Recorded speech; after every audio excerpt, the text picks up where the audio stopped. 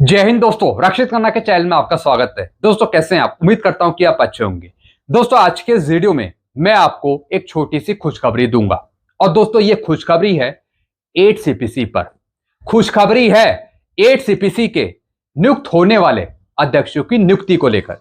खुशखबरी है 8 सीपीसी के फिटनेस फैक्टर के बारे में। जी हां दोस्तों, एक मैसेज, लेटेस्ट मैसेज भेज दिया गया है वित्त मंत्रालय के पास, वित्त मंत्री जी को ट्वीट के माध्यम से। जी हां दोस्तों, मैसेज करा गया है 8 सीपीसी में नियुक्त होने वाले चेयरपर्सन की नियुक्ति के बारे में। मैसेज दिया गया है भारत सरकार को कि जब आप 8 सीपीसी पर अध्यक्षों की नियुक्ति करें तो जरा देखभाल करके नियुक्त करें अध्यक्षों को, चेयरपर्सन को। और चेयरपर्सन सुप्रीम कोर्ट का जज नहीं होना चाहिए। चेयरपर्सन एएफटी का कोई लॉयर या फिर कोई अध्यक्ष नहीं होना चाहिए, या फिर हाई कोर्ट का कोई जज नहीं होना चाहिए। तो दोस्तों यह मैसेज दिया गया है। साथ ही साथ एक और मैसेज दिया गया है, वो है 8 सीपीसी का फिटनेस फैक्टर। फिटनेस फैक्टर 2.86 ही दिया जाए। भारत सरकार के द्वारा एक टेबल भेजी गई है 2.86 फिटनेस फैक्टर की। एक टेबल भी मैं आपको समझाऊंगा और बताया गया है कि अगर 2.86 फिटनेस फैक्टर दिया जाता है तो कितनी आपकी पे पेंशन बढ़ेगी। तो दोस्तों ये सारी जानकारियां, लेटेस्ट जानकारियां मैं आपको देने वाला हूं आज के इस वीडियो में। तो ये वीडियो आप पूरा देखेगा, बीच में से स्किप मत करेगा, नहीं तो आपको जानकारी समझ में नहीं आएगी। वीडियो में आगे बढ़ने से पहले एक छोटी सी अपील मैं आपसे करूंगा, और अपील है चैनल सब्सक्राइब की। देखने में आया है 34.1% ऐसे पेंशनर्स हैं, फैमिली पेंशनर्स हैं जो बिना चैनल सब्सक्राइब किए ही वीडियो देख रहे हैं। जिससे क्या हो रहा है, मेरी जानकारियां, आगे आने वाले वीडियो के नोटिफिकेशन उन तक सही समय पर नहीं पहुंच रहे। तो मैं आपसे अपील करता हूं कि अगर आप पहली बार मेरे चैनल पे विजिट करते हैं या फिर वीडियो पहली बार देखते हैं तो दोस्तों आप सबसे पहले चैनल को सब्सक्राइब कर लीजिए, ताकि मेरी जानकारियां, लेटेस्ट जानकारियां, एडवांस जानकारियां और आगे आने वाले वीडियो के नोटिफिकेशन आपको तुरंत मिल पाए।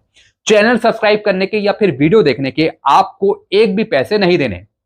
सब कुछ जानकारियां, मेरी हेल्प आपके लिए फ्री में है। फ्री में आप सिर्फ वीडियो देखिए करिए। एक और अपील मैं आपसे करता हूं, जितने पेंशनर्स ने चैनल को सब्सक्राइब किया है उसका परसेंटेज है 65.9%। तो दोस्तों इस परसेंटेज को आप 100% तक पहुंचाइए चैनल को सब्सक्राइब करके। जितने ज्यादा पेंशनर चैनल को सब्सक्राइब करेंगे उतनी ज्यादा जानकारियां आपको मिल पाएगी, और चैनल के माध्यम से, वीडियो के माध्यम से आपको सटीक, ऑथेंटिक जानकारियां ही दी जाती हैं। चलते हैं दोस्तों, अब जानकारियों में आगे बढ़ते हैं। जी हां दोस्तों, अब दोस्तों ये मैसेज भेजा गया है वित्त मंत्री जी को, निर्मला सीतारमण जी को ये मैसेज भेजा गया है अध्यक्षों की नियुक्ति के बारे में। अब दोस्तों मैसेज में क्या लिखा गया है, आदरणीय महोदय जी, 8वें वेतन आयोग के अध्यक्ष की नियुक्ति करते समय कृपया किसी सुप्रीम कोर्ट के जज या फिर हाई कोर्ट के जज जो रिटायर हो चुके हैं उनकी नियुक्ति ना करी जाए। उनकी नियुक्ति ना करी जाए।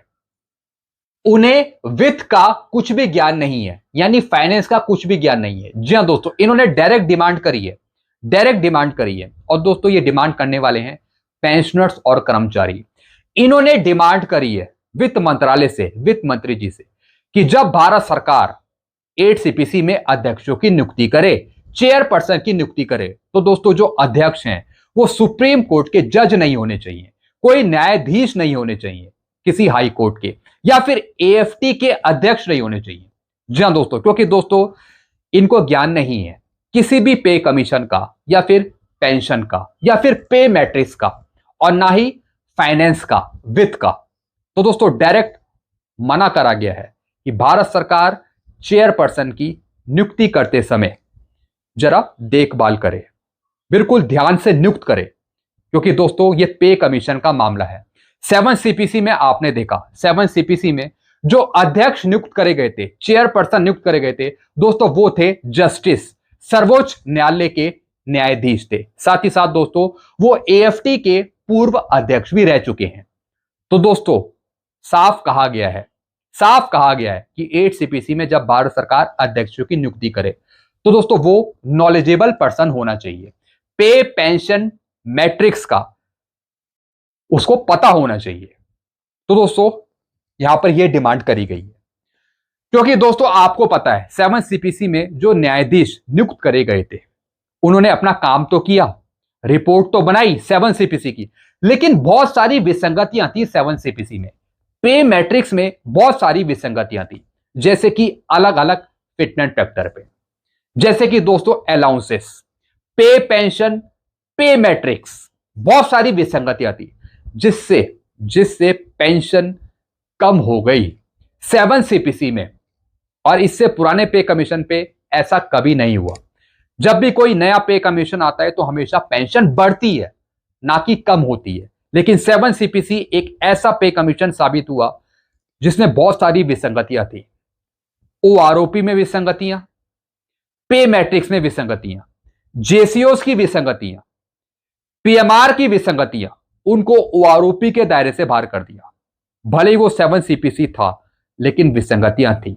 तो दोस्तों जो इन चीजों को देखें, समझें, विसंगतियां दूर करें, तो ऐसे व्यक्तियों की जरूरत है, ऐसे चेयरपर्सन की जरूरत है 8 सीपीसी में। तो यह डिमांड करिए कि जो चेयरपर्सन है वो सुप्रीम कोर्ट के जज नहीं होने चाहिए, हाई कोर्ट के जज नहीं होने चाहिए।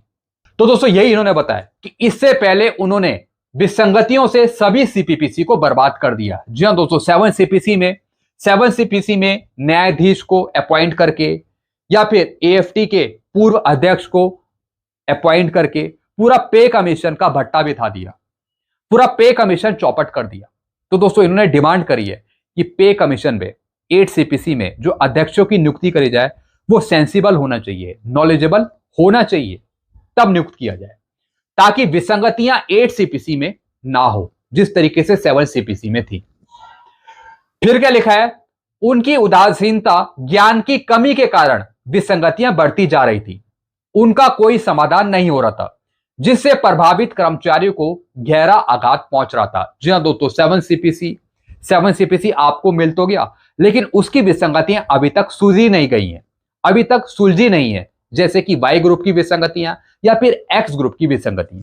तो अगर एक बार विसंगतियां आ गई तो फिर दोस्तों वो दूर नहीं हो पाती, ऐसा इन्होंने बताया। तो इसलिए कि जब कोई अध्यक्षों की नियुक्ति करी जाए, जब कोई पे कमीशन बैठे तो उसमें जानकार व्यक्ति बैठे जो साफ सुथरा पे कमीशन दे, रिपोर्ट बनाए। बेहतर होगा कि किसी योग्य व्यक्ति को ही सीपीपीसी का प्रमुख बनाया जाए। जी हां दोस्तों, इन्होंने डिमांड करी है कि एक बेहतर व्यक्ति की, नॉलेजेबल व्यक्ति को नियुक्त किया जाए 8 सीपीसी में चेयरपर्सन की नियुक्ति पर। तो दोस्तों पहली डिमांड तो यह करी है वित्त मंत्रालय से। फिर दोस्तों दूसरी डिमांड करी है फिटनेस फैक्टर के बारे में। जी हां दोस्तों, फिटनेस फैक्टर दिया जाए 2.86, इससे नीचे मंजूर नहीं है पेंशनर्स को या फिर सरकारी कर्मचारी को। यह डिमांड पहुंचा दी गई है वित्त मंत्रालय के पास। अब इन्होंने बताया कि अगर 2.86 फिटनेस फैक्टर दिया जाता है तब आपकी पेंशन, सैलरी कितनी बढ़ेगी, पे कितनी बढ़ेगी। अब दोस्तों इन्होंने बात करी है लेवल 1 की। जी हां दोस्तों, लेवल 1 में आ गए चपरासी, आ गए अटेंडेंट, आ गए और कुछ सपोर्ट स्टाफ हो गया, जिनकी मिनिमम बेसिक है 18,000। अगर 2.86 दिया जाता है तो दोस्तों ये बढ़कर हो जाएगी 51,480, यानी कितने की बढ़ोतरी होगी, 33,480 की। तो दोस्तों यही डिमांड करी है कि 7 सीपीसी में बहुत सारी विसंगतियां थी पेंशन में, पे में। 7 सीपीसी की मिनिमम पे 21,000 से ऊपर होनी चाहिए थी, लेकिन कुछ ऐसे अध्यक्ष अपॉइंट कर दिए गए पे कमीशन पे जिससे मिनिमम पे सिर्फ 18,000 ही रह गई। जहां 21,000 से ऊपर मिलनी चाहिए थी वो 18,000 ही रह गई। तो दोस्तों गलतियों के कारण मिनिमम पे नहीं बढ़ सकी 7 सीपीसी की। तो ये गलतियां दोबारा ना हो, इस वजह से जो अध्यक्ष हैं, जो चेयरपर्सन है, वो बिल्कुल सही अपॉइंट किए जाएं, नॉलेजेबल और जानकार, जिससे मिनिमम पे 18,000 से बढ़कर 51,480 पहुंच जाए और फिटनेस फैक्टर भी 2.86 ही दिया जाना चाहिए। अब दोस्तों फिर उन्होंने बात करी है लेवल 2 की, जिसमें एलडीसी है, लोअर डिवीजन क्लर्क है। दोस्तों मैं नीचे रैंकों का भी बताऊंगा जिसमें कुछ डिफेंस की रैंक शामिल है। लेवल 2 में लोअर डिवीजन क्लर्क अगर उनकी 19,900 बेसिक है और अगर 2.86 दिया जाए तो ये बेसिक पहुंच जाएगी 56,914, यानी 37,014, इतने की बढ़ोतरी होगी। फिर दोस्तों लेवल 3, जो एक सिविल में constable, skill public service staff और डिफेंस में एक सिपाही होता है, अगर इनकी मिनिमम पे 21,700 है और अगर 2.86 दिया जाए तो ये बेसिक हो जाएगी 62,062। तो जो 7 सीपीसी की विसंगतियां हैं उसकी भरपाई 8 सीपीसी में हो जाए फिटमेंट फैक्टर ज्यादा देकर, जिससे बेसिक भी बढ़ेगी और बेसिक पेंशन भी बढ़ेगी, जैसा कि आप यहां पे देखें। तो एक सिपाही की बताइए 21,700 से बढ़कर 62,062, यानी 40,362 रुपए का सीधा फायदा।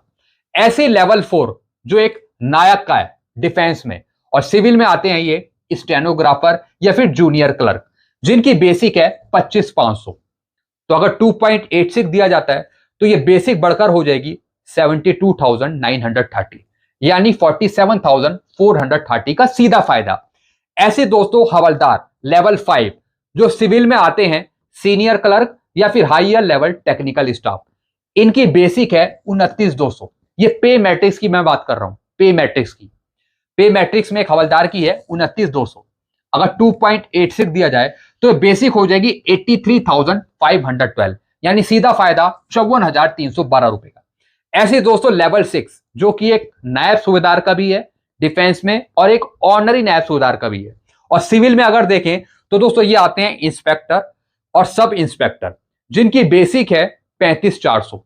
अगर 2.86 दिया जाए तो ये पहुंच जाएगी 1,01,244, यानी 65,840 रुपए का फायदा। जी हाँ दोस्तों, क्योंकि दोस्तों सरकार ने भले ही जीएसटी के रेट कम कर दिया है, जीएसटी के रेट कम हो गए हो, लेकिन दोस्तों बहुत जबरदस्त तरीके से महंगाई कम नहीं हुई है। जीएसटी के रेट भले ही वो कम हो, लेकिन सरकार दूसरी तरीके से आपसे वसूल लेगी। तो दोस्तों हम चाहते हैं कम से कम पे पेंशन सैलरी 2.86 फिटमेंट फैक्टर से इतनी तो बढ़ जाए, ताकि अगर आगे चलकर सरकार अगर महंगाई बढ़ाए भी तो उसका इंपैक्ट हम पर ना पड़े। फिर दोस्तों मैं बात करूंगा लेवल 7 की, जो एक सूबेदार का है। अगर आप सिविल में देखें तो ये आते हैं सुपरिटेंडेंट या फिर सेक्शन ऑफिसर या फिर असिस्टेंट इंजीनियर, जिनकी बेसिक है मिनिमम 40,900। अगर 2.86 दिया जाए तो ये हो जाएगा 1,28,414, यानी 83,514 रुपए का यहां पे फायदा बेसिक पे में। फिर दोस्तों अगर मैं बात करूं यहां पे लेवल 8 की, यानी सूबेदार मेजर की, सिविल में देखें तो ये होते हैं सीनियर सेक्शन ऑफिसर या फिर असिस्टेंट ऑडिट ऑफिसर, जिनकी मिनिमम पे है 47,600। अगर दोस्तों 2.86 दिया जाए तो दोस्तों ये बेसिक हो जाएगी 1,36,136, और फायदा अगर देखें तो 88,536 रुपए का यहां पे फायदा बेसिक पे में। फिर दोस्तों अगर मैं बात करूं ऑनरी लेफ्टिनेंट की, जिनका लेवल 9 जो एक सिविल में होते हैं डिप्टी सुपरिटेंडेंट ऑफ पुलिस या फिर अकाउंट ऑफिसर, जिनकी मिनिमम बेसिक है 53,100। अगर 2.86 दिया जाता है तो दोस्तों ये बेसिक हो जाएगी 1,51,866। तो फायदा कितने का? 98,766 का। तो दोस्तों अगर इस तरीके से बढ़ोतरी मिलती है, अगर 2.86 ही दे दिया जाता है तो दोस्तों कुछ हद तक विसंगतियां कम हो सकती हैं 7 सीपीसी की, क्योंकि दोस्तों 2.86 कोई छोटा मोटा फिटमेंट फैक्टर नहीं है। डायरेक्ट आपकी बेसिक जंप हो जाएगी 50,000 के आसपास अगर 2.86 ही दिया जाता है। तो डिमांड तो पहुंचा दी है कि 2.86 ही दिया जाए भारत सरकार की तरफ से। ऐसे दोस्तों अगर हम ऑनरी कैप्टन का देखें तो दोस्तों ग्रुप ए ऑफिसर्स, ये भी ग्रुप ए ऑफिसर्स में ही आते हैं अगर हम सिविल के मुकाबले देखें, जिनकी बेसिक 56,100 है, तो इनकी हो जाएगी 1,60,446 अगर 2.86 फिटमेंट फैक्टर दिया जाता है, यानी 1,04,346 रुपए की बढ़ोतरी। तो दोस्तों बहुत ही जबरदस्त डिमांड है 2.86 फिटमेंट फैक्टर की। अगर ये दे दिया जाता है सरकार के द्वारा तो दोस्तों इससे हमारी बल्ले बल्ले ही हो जाएगी, खुशखबरियां ही खुशखबरियां हो जाएंगी हमारे लिए। तो यही डिमांड करी गई है वित्त मंत्रालय से। साथ ही साथ दोस्तों टेबल देने से पहले डिमांड करी गई है कि सरकार चेयरपर्सन की नियुक्ति करे, और चेयरपर्सन की जो नियुक्ति करेगी वो एक समझदार व्यक्ति हो, नॉलेजेबल व्यक्ति हो, जो वित्त की जानकारियां रखता हो, फाइनेंस की जानकारियां रखता हो, पे पेंशन की जानकारियां रखता हो। तो दोस्तों एक ये भी डिमांड पहुंचाइए ताकि साफ सुथरा 8th पे कमीशन कर्मचारी को और पेंशनर्स को मिले। तो दोस्तों बाकी आपके अपने विचार क्या हैं, आपके अपने सुझाव क्या हैं, आप भी नीचे कमेंट करिए। क्या नॉलेजेबल व्यक्ति होना चाहिए 8 सीपीसी का चेयरमैन? आप जरा कमेंट करके बताइए। और क्या डिमांड फिटनेस फैक्टर की 2.86 सही है या गलत है? मैं तो कह रहा हूं 100% सही है, बिल्कुल एग्जैक्ट डिमांड है 2.86 फिटनेस फैक्टर की। अगर ये मिल जाए तो वारे न्यारे हो जाएंगे हमारे। तो हम यही चाहते हैं, हायर डिमांड। तो दोस्तों बस यही जानकारियां थी जो मैंने आपको दी है। ऐसी जानकारियां, लेटेस्ट जानकारियां आपको बराबर मिलती रहेंगी।